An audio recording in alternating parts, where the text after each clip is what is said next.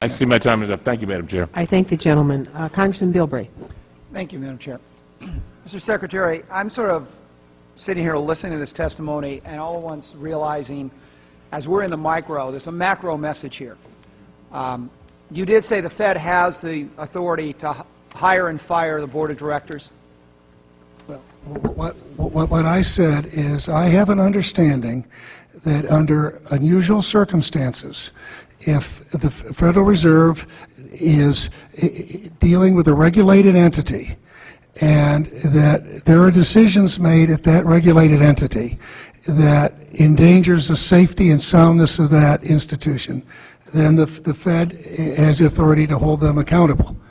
Now, clearly, in terms of corporate governance 101, we have we know how boards are selected, and we know that boards select management.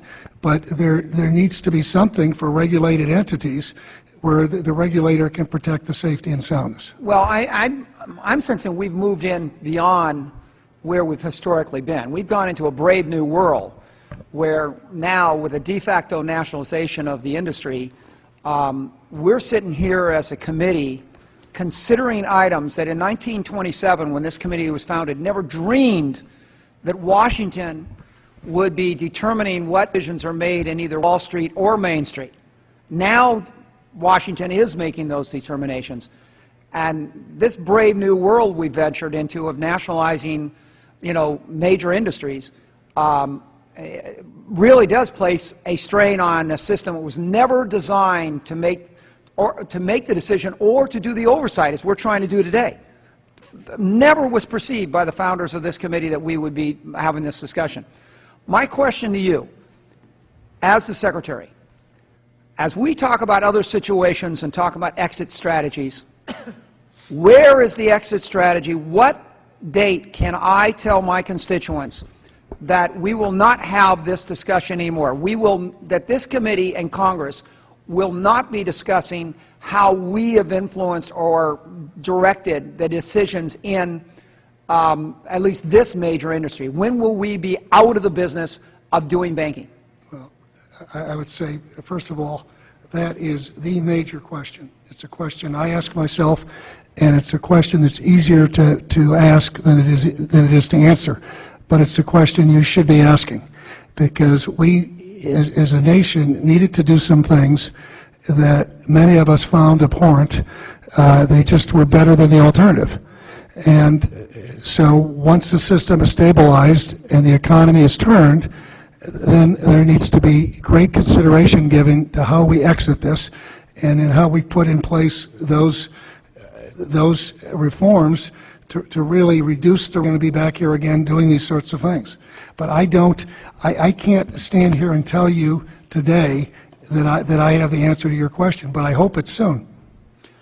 Well, let me just say, I think the last administration had the public turn on them because they did not have an exit strategy for another situation. Regardless of who's in the making of this, if this administration doesn't develop an exit strategy, give some timelines that do not exist today, I think all of us are going to be held responsible for the fact that Washington has stepped into something, has started punching in this tar baby, and now has no way of extricating ourselves out of it. And we have now created a whole new environment of what is appropriate for the federal government to be doing. And we're down now having this hearing about who gets hired or fired, who is notified that if they don't do certain actions, there's going to be termination. All of these things have never been perceived as being the appropriate position for the federal government, which is now the federal government's engaged into. So extracting ourselves out of the situation is going to be something I think the American people are going to demand very soon. Madam Chair, at this time I'd like to yield to the gentleman from the Carolinas, if I remember right. Without objection. Thank my colleague from whatever that state is in the West that's financially sound. So, Secretary Paulson, just in continuation with my line of questioning before, from the notes we have on your schedule from December 19th, mid-December, December 19th is what we have. It shows you had roughly 5 phone calls with Dr. Bernanke, with Chairman Bernanke that day. Was that fairly typical in those very busy days of multiple communications, one-on-one and at the staff level? Yeah, we had, I'm not sure 5 every day, but we had multiple conversations for 7 or 8 months there. And when you communicated with Chairman Bernanke, did you express, on this day, we have, multiple calls with Chairman Bernanke, a couple calls to Ken Lewis, Thane, Geithner, a number of different folks throughout the day. Did you describe to Chairman Bernanke your conversation you had with Ken Lewis? The conversation with who? Ken Lewis. Oh, with Lewis. And by conversation on which day? The 19th? Well, whatever day it was. I mean, did you describe the conversations you had with Ken Lewis? Oh, the conversation I had with Ken Lewis on the 21st. You talked to Ken Lewis multiple times in December. Oh, yes. There were multiple conversations where he said they were considering MAC. You said it was bad. You then came back and said, yeah.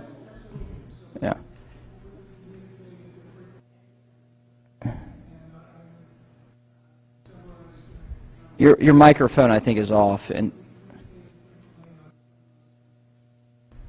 Can you hear me now? Communicated frequently with summarized conversations. sure. And at the same time, did you keep your successor, Mr. Geithner, informed? Yes, in a different way. That Chairman Bernanke was a major decision maker.